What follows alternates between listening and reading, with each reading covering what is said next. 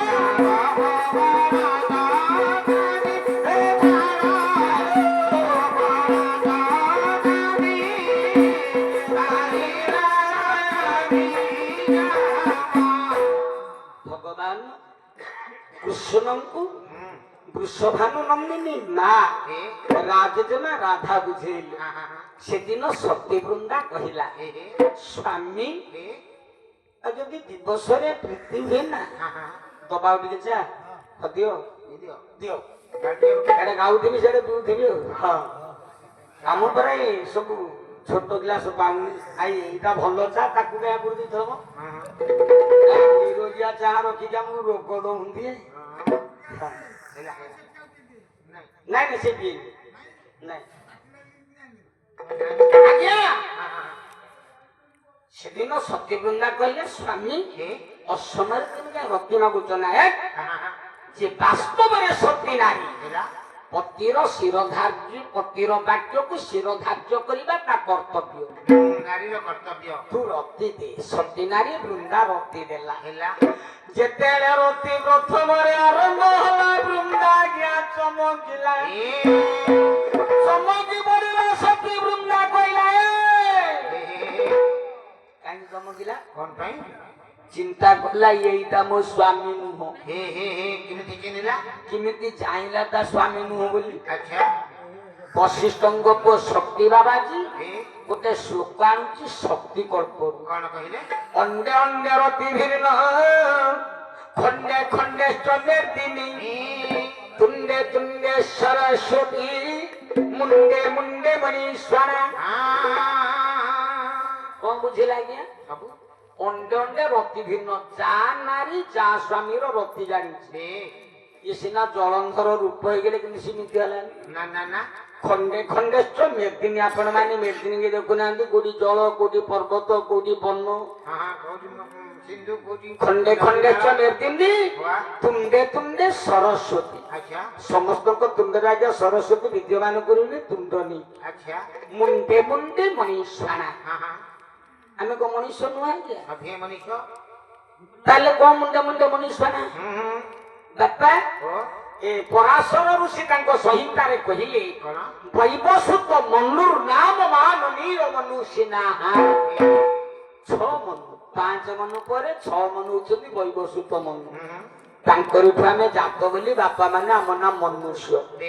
ଆମେ ସମସ୍ତେ ଆଜ୍ଞା ମନୁଷ୍ୟ ଠିକ, ହେଲେ ମଣିଷ ପଣିଆ ଟା ଗାଁଠି ଅଛି କହିଲେ। ପଣିଆ ଟା କଣ? ଆଜ୍ଞା ମଣିଷ ତ ମଣିଷ, ପଣିଆ ଟା କଣ? ଆପଣଙ୍କର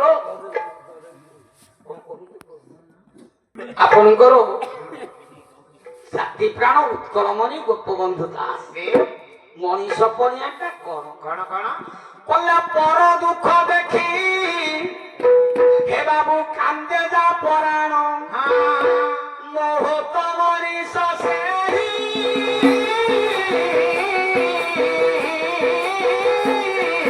ପର ପାଇଁ ଦିଏ ଦିଏ ଯଦି ବନ କାଠାରୁ ଧରକେ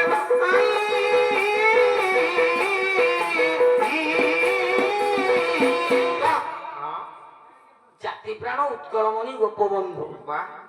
ପର ଦୁଃଖ ଦେଖି କାନ୍ଦେ ଯା ପରାଣ, ବାପା ମାନେ ମହତ୍ଵ ମଣିଷ ସେଇ।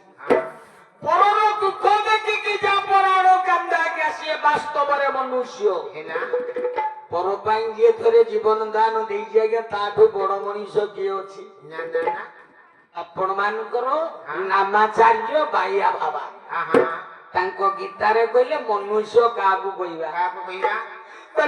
ହୃଦୟରେ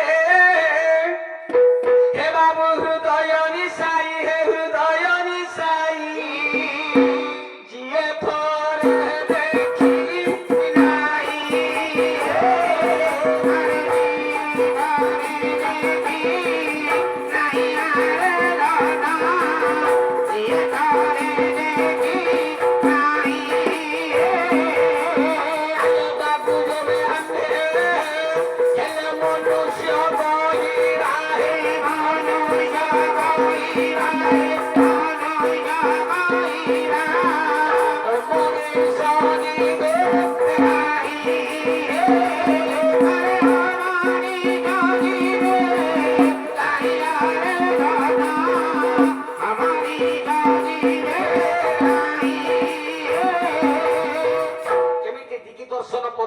ଆପଣ ମାନଙ୍କର ନାମାଚାର୍ଯ୍ୟ ବାଇଆ ବାବା ତାଙ୍କ ଗୀତାରେ କହିଲେ ଆମ ହୃଦୟରେ ହୃଦୟ ମିଶାଇ ଯିଏ ଥରେ ଦେଖି ନାହିଁ ବାପା ମାନେ ତାକୁ ଯେବେ ଆମେ ମନୁଷ୍ୟ କହିବା ଅମଣିଷ ଯିବେ କାହିଁ?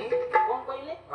ଥରେ ଆଜ୍ଞା ଆମ ହୃଦୟରେ ହୃଦୟ ମିଶାନ୍ତି ହେ ଜଗନ୍ନାଥ ମତେ ଯେମିତି ଶାଗ ପଖାଳ ମୁଠେ ମିଳୁଛି ଖାଇବାକୁ ତାକୁ ସେମିତି ଦେ। ମତେ ଯେମିତି ବାସ ଖଣ୍ଡେ ଦେଇଛୁ ମୁଣ୍ଡ ଗୁଞ୍ଜିବାକୁ ତାକୁ ସେମିତି ଦେ। ମତେ ଗୋଟେ ବାଇକ ଦେଇଛୁ ଟିକେ ଚଳପ୍ରଚଳ କରିବାକୁ ତାକୁ ଦେ। এই ভাবনা ছিল যার হৃদয়ে জাগরিত সে হচ্ছে আজ্ঞা মনুষ্য প্রকৃত মনুষ্য। আপন মানଙ୍କର କରମଳା ଶାନ୍ତିଧାମ ଆଶ୍ରମ ଠାକୁର ଜଗଦ୍ଗୁରୁ ଅଭିରାମ ପରମହଂସଙ୍କର ବହି ସନାତନ ଗୀତା ମନୁଷ୍ୟ କିଏ କାହାକୁ କହିଲେ କିଏ ପଢିଲେ ଶାସ୍ତ୍ର ପଣ ପଣ ହେ ଶାସ୍ତ୍ର ପଣ ପଣ ଆତ୍ମା ନ ଚିହ୍ନିଲେ ସବୁ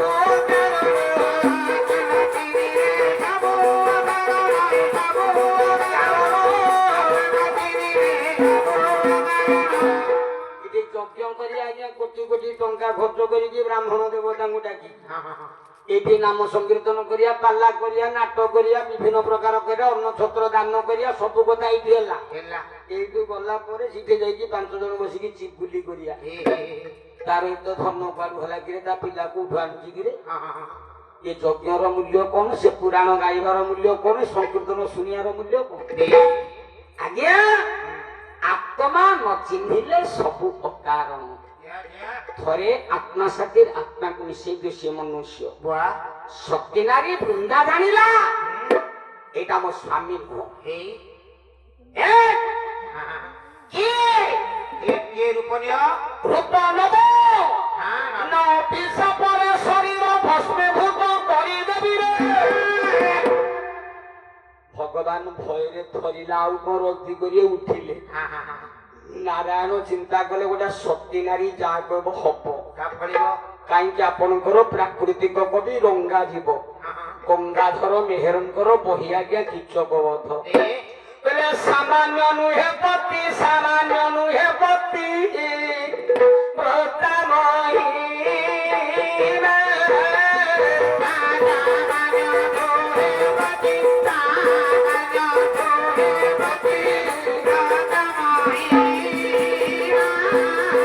ଆରେ ରଖିବ ପାରେ ସେ ଯେ, ରଖିବ ପାରେ ସେ ଯେ, କାରଗାରୀ ନାରେ, କାରଗାରୀ ଆରେ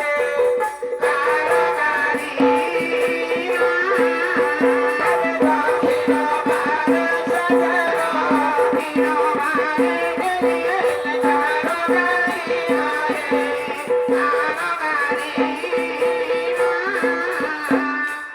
ଗଙ୍ଗାଧର ମେହେର କହିଲେ ଗୋଟେ ସତୀ ନାରୀର ମହତ୍ଵ କମି ନୁହଁ। ସତୀ ନାରୀଟା ଯାହା କହିବ ସେଇଆ ହବ। ହେଲା ନାରାୟଣ ବିକଳରେ ରୂପ ନେଲେ, ହେଇ କହିଲେ କାଳେ ଅଭିଶାପ ଦେଇଦବ। ହଁ ହଁ ରୂପଟା କେମିତି? କିପରି ବହି ହଉଛି ଅମ୍ବିକା ବିଳାସ, ହଁ ହଁ କବି ହେଲେ ବ୍ରଜନାଥ ବଡ ଜେନା। ହେଇ ପରେ ଆଜ୍ଞା ଆରମ୍ଭ ଆଚ୍ଛା ଆଇଲୁ ଗୋଟେ ପଦ, ହୁଁ କଲ ଅମୃତ ମଣି ମକର କୁଣ୍ଡର ହଁ ହଁ ଶୋଭିତ ଯାଏ କର୍ଣ୍ଣପୁଟ হে।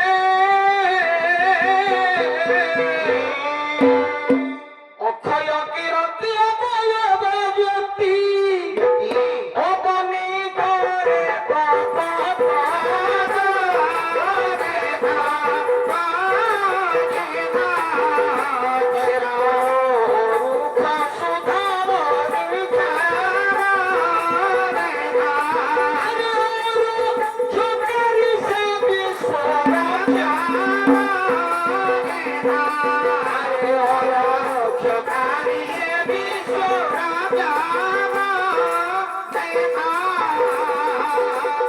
ବହି ହଉଛି ଅମ୍ବିକା ବିଳାସ, କବି ବାପା ମାନେ ବ୍ରଜନାଥ ବଡ଼ଜେନା। ଭଗବାନଙ୍କ ରୂପଟା କେମିତି? ହେ ଅମୃତ ମଣି ମକର କୁଣ୍ଡଳ ଶୋଭିତ ଯା କର୍ଣ୍ଣପୁଟ ଅକ୍ଷୟ କିରତି ଅବୟବ ଜ୍ୟୋତି ଅବନି করে ତପତପ ଦିକ ଅରୁଖ ସୁଧାମରୁଖ ଅରକ୍ଷକାରୀ ବିଶ୍ୱ ରକ୍ଷା କର୍ତ୍ତା ଠାକୁର ଆଦରିବା। ହେଲେ ସତୀ ନାରୀ ବୃନ୍ଦା ଭଗବାନଙ୍କ ରୂପକୁ ଦେଖିଲା, ହଁ ହଁ କହିଲା ପ୍ରଭୁ ତୁ ହେ ହେ କାର୍ଯ୍ୟ କାହିଁ କଲୁ କାହିଁ ଏମିତି କାର୍ଯ୍ୟ କଲୁ ପ୍ରଭୁ? ନାରାୟଣ କହିଲେ ତୋ ସ୍ୱାମୀ ହେ ଜଳନ୍ଧର ଶିବଙ୍କୁ ପରାସ୍ତ କଲା ରଣରେ। ହଁ ହଁ ହଁ ଆଚ୍ଛା ମୃତ୍ୟୁଞ୍ଜୟ ଶିବ ତୋ ସ୍ୱାମୀ ଯଦି ମାରି ଦେଇଥାନ୍ତା, ସୃଷ୍ଟି ସୃଷ୍ଟି ପ୍ରଳୟ। ହଁ ହଁ ମୁଁ ଚିନ୍ତା କଲି ଏ ବଳଟା କାହା ଯୋଗେ ଇଏ ଶିବଙ୍କୁ ପରାସ୍ତ କରୁଛି। ହେଲା ମୁଁ ଦେଖିଲି ତମ ସତୀତ୍ୱ ବଳରେ ହେ ରଣ କରିକି ବାର ବାର ଶିବଙ୍କୁ ପରାସ୍ତ କଲା। ହେଲା ମୁଁ ଚିନ୍ତା କଲି ବୃନ୍ଦାର ସତୀତ୍ୱ ବିନାଶନ ନହେଲେ ଦୈତ୍ୟଟା ମରିବନି, ନହେଲେ ସୃଷ୍ଟି ପ୍ରଳୟ ହବ। ହେ ମୁଁ ସେଇଥିପାଇଁ ଏ କାର୍ଯ୍ୟ କରିଛି ସୃଷ୍ଟି ମଙ୍ଗଳ ପାଇଁ। ହଁ ହଁ ହଁ ସତୀ ନାରୀ ବୃନ୍ଦା କହିଲା ସ୍ୱାମୀ ତୁ ସିନା ସୃଷ୍ଟି ମଙ୍ଗଳ କଥା ଚାହିଁଲୁ, ହେଲା ହେଲେ ମୋ ସ୍ୱାମୀ ଗଲା, ହୁଁ ମୋ ସତୀତ୍ୱ ଗଲା, ହେ ହେ ହେ ମୁଁ କଣ ପାଇବି? ଆଚ୍ଛା ମୁଁ ଯାହା ମାଗିବି ଦବୁ ହୁଁ ନା କଣ ମାଗୁଛୁ ମାଗେ ମାଗେ ନା ମୁଁ ତ ମୁଣ୍ଡରେ ବସିବି, ହେ ତୁ ମତେ ବୋହିବୁ। ନାରାୟଣ କହିଲେ ତୋ କଥା ରକ୍ଷା କଲି। ହେଲା ନା ଏତିକି ନୁହଁ, ମୋ ସ୍ୱାମୀ ବଜ୍ରଗୀତ ରୂପରେ ତୋ ଶରୀର କାଟୁଥବ ସମସ୍ତ ଦେଖିବେ, ହେ ତୁ ଶାଳଗ୍ରାମ ଶିଳା ହେଇକି ଭାସିବୁ। ହଁ ହଁ ନାରାୟଣ କହିଲେ ତୋ କଥା ମୁଁ ରଖିଲି। ହେଲା ସେଇଆ ହେଲାନି ଆଜ୍ଞା। ମୋ ମା ମାନେ ବସିଛନ୍ତି, ହୁଁ ମୋ ମା ମାନେ କରନ୍ତି ଧର୍ମ ମାସରେ କାର୍ତ୍ତିକ ବ୍ରତ ବ୍ରତ। ହଁ ହଁ ବାପା ଓ କାର୍ତ୍ତିକ ବ୍ରତ କରିବା ବେଳେ ବ୍ରାହ୍ମଣ ମାନଙ୍କୁ ଡାକିକି ହୁଁ ଭଗବତ ଟୁଙ୍ଗିଟି ହଉ ନହେଲେ କୋଉଠି ହଉ ବସିକି ଏ ମା ମାନେ ଶୁଣନ୍ତି କାର୍ତ୍ତିକ ମହାତ୍ମ ପୁରାଣ। ଏ ଲେଖକ କହିଲେ ମହାଦେବ ଦାସ। ହେଲା ଗୋଟେ ପଦ ଆଣୁଛି ଆଜ୍ଞା, କାର୍ତ୍ତିକ ମହାତ୍ମ ପୁରାଣ ମହାଦେବ ଦାସ। ଏ କଣ କହିଲେ ଲେଖେ ଅଛି ଯେଉଁ ରୂପ ସତୀ ନିର୍ଘାତେ ଯେଉଁ ତାପ, କପି ନିଘାତେ ଯେଉଁ ବାବୁ କପି ନିଘାତେ ଯେଉଁ ବାବା ଏତେ ଅଛି ଯେଉଁ ରୂପ ସତୀ ନିର୍ଘାତେ ଯେଉଁ ତାପ, କପି ନିଘାତେ ଯେଉଁ ବାବା କପି ନିଘାତେ ଯେଉଁ ବାବା ଗୋଟେ ହବ ଚକିତ ରୂପ ଠାକୁର ଥିବ ଯାଇ କୋଟେ, ଠାକୁର ଥିବ ଯାଇ ଗୋବେ ଠାକୁର ଥିବ ଯାଇ ଗୋବେ ସହସ୍ର ସନ୍ଦର୍ଶନ ସିଆ ବନ୍ଧୁ ଦିନରେ ହେବ ଫେରା। ବନ୍ଧୁ ବିଜୟରେ କେତେ ପୁରାଣ ଆଜ୍ଞା, ସେ କେତେ ଲମ୍ବିଆ ଆଜ୍ଞା ଲେଖା ହେଇଛି। କାର୍ତ୍ତିକ ମହାତ୍ମ ପୁରାଣ ମହାଦେବ ଦାସ। ହେ ହେ ଭାସିଲାନି ଆଜ୍ଞା ପଥର। ଆସିଲା ଆଚ୍ଛା, ସତ୍ୟ ଯୁଗରେ ପଥର ଭାସିଲା, ଏ ତ୍ରେତୟାରେ କୋଉଠି ଆସୁଛି ହେଲେ ବିଶ୍ୱକର୍ମା ପୁତ୍ର ନଳ ଲେଖେ ରାମ ନାମ।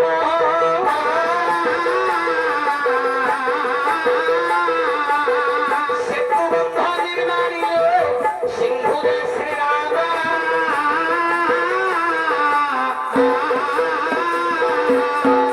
ଗାଗ୍ର ଋଷିଙ୍କ ଅଭିଶାପ। ଗାଗ୍ର ଋଷି ଆଜ୍ଞା ଯେତେ ଗୁଡା ଆଜ୍ଞା ଆପଣ ମାନଙ୍କର ନାଳ କମଣ୍ଡଳ ସବୁ ଆଜ୍ଞା ନେଇକି ଥୁଅନ୍ତି ଜଳ କୂଳରେ, ହେ ହେ ସବୁ ଜାଗା ଆଜ୍ଞା ସେ କଣ କରନ୍ତି ନା ଆଜ୍ଞା ବିଶ୍ୱକର୍ମାର ଦିଟା ପୁଅ ନଳ ନୀଳ ସବୁ ଯାକ ଫୋପାଡି